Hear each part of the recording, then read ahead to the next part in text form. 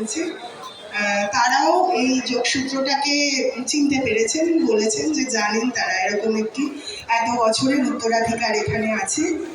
আমাদের বাংলার ভূমি শক্তি আরাধনার জায়গা, শাক্ত উপাসনার জায়গা, মাতৃ সাধনার জায়গা, মানুষের উপাসনার জায়গা। এখানেই লেখা হয়েছে মানুষ ভজলে সোনার মানুষ পাবি। আমাদের এই মায়ের ডাকে সবার সমবেত হওয়াটা সারা বছর ধরে যেন সহনাগরিকদের প্রতি সহমর্মিতা সহযোগিতার হাতে হাত ধরে থাকে, এইটুকুই কামনা করতে পারি। মঞ্চে উপবিষ্ট সকল সম্মাননীয় অতিথিবর্গকে আমার নমস্কার, দর্শক শ্রোতা যারা আছেন শ্রদ্ধা নমস্কার প্রণাম। এবং আমাদের এরপরে একটি সাংস্কৃতিক অনুষ্ঠান হবে।